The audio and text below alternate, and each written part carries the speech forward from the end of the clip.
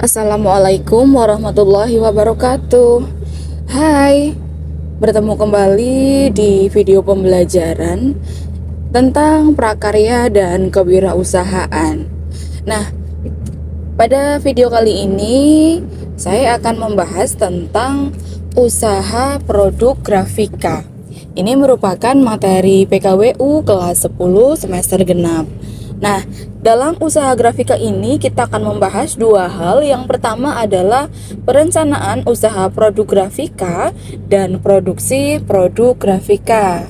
Nah, teman-teman bisa mengambil kesimpulan dari apa yang nanti akan saya jelaskan, karena wirausaha produk grafika ini sangat terkait dengan kehidupan kita yang sudah dilengkapi oleh ilmu dan teknologi. Teknologi yang sangat maju sekarang dibarengi dengan materi usaha produk grafika sangat cocok bagi kalian kaum muda yang ingin menjalankan wirausaha. Langsung saja kita ke pengertian grafika. Grafika adalah segala cara pengungkapan dan perwujudan dalam bentuk huruf, tanda, dan gambar yang diperbanyak melalui proses percetakan guna disampaikan kepada khalayak banyak. Misalnya foto, gambar, line art, kemudian ada tipografi, ada grafik, ada diagram, dan misalnya lagi ada angka, simbol, dan peta. Sering sekali hal-hal ini kita jumpai dalam dunia sehari-hari kita. Ada juga tentang kombinasi teks, kemudian ilustrasi, warna-warna yang indah. Itu merupakan salah satu tentang pengertian grafika. Contoh-contoh tentang grafika. Yang pertama, perencanaan usaha produk grafika. Yang perlu teman-teman ketahui, grafika ini sangat banyak disukai oleh kaum muda karena yang pertama, media promosinya mudah, kemudian peminatnya juga banyak, peralatannya mudah, manajemennya mudah, dan yang paling penting adalah modalnya hanya sedikit.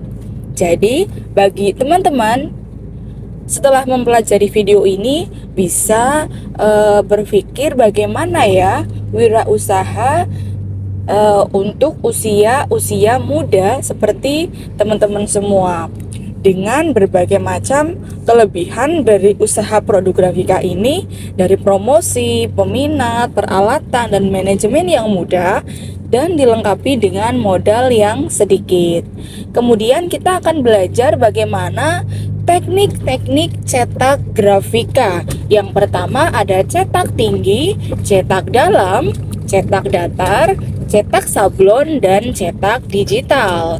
Nah, kita akan jelaskan satu persatu tentang masing-masing teknik cetak grafika. Yang pertama adalah cetak tinggi. Cetak tinggi melalui proses cetak timbul atau menonjol. Yang kedua, bagian mencetak dengan media cetak tidak sama datar.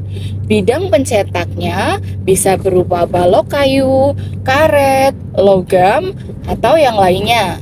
Yang kedua adalah cetak tinggi ini juga bisa pada permukaan bidang dan warnanya dioleskan pada permukaan bahan yang sudah diukir.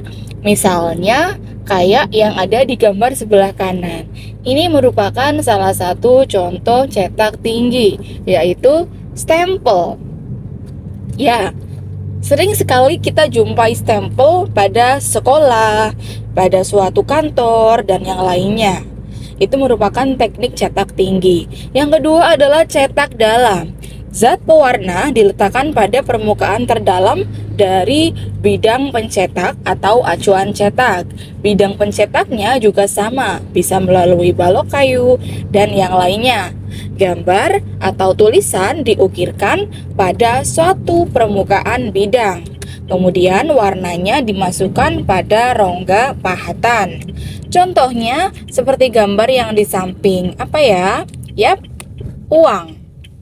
Uang merupakan salah satu cetak datar di mana pencetakannya dari bidang datar ya.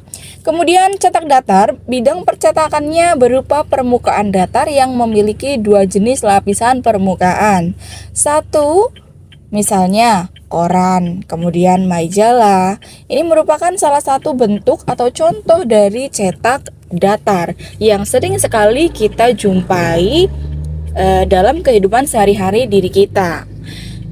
Ada lagi yaitu cetak sablon. Sering sekali kita mendengar kata-kata sablon. Ya, ada kaos, kemudian ada tote bag, ada sepatu yang disablon dan yang lainnya. Nah, ini cetak sablon ini mengaplikasikannya langsung tinta pada bidang datar dan gambar yang dihasilkan dengan memberikan lapisan penghalang tinta sesuai gambar yang diinginkan. Acuan cetaknya berupa stensil atau pola gambar yang diletakkan di antara kertas dan skrin atau dengan mencetakkan gambar acuan pada skrin. Jadi, mesin sablon ini sering dinamakan dengan skrin atau penyaring. Nah, ini adalah contoh dari cetak sablon. Ada kaos, ada tote bag, ada sepatu. Zaman sekarang banyak sekali sablon-sablon yang sudah bagus, kemudian lebih bervariasi. Yang terakhir adalah cetak digital atau yang sering dikenal dengan digital printing.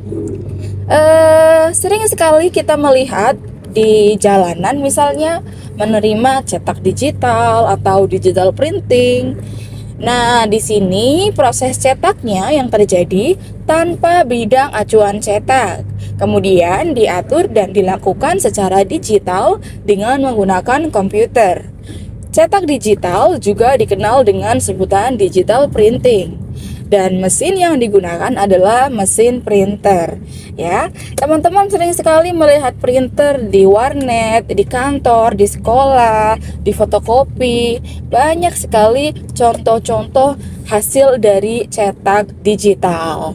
Nah, itu materi pada usaha produk digital. Usaha produk grafika itu yang dapat saya jelaskan. Silakan ditulis di buku PKWU kalian.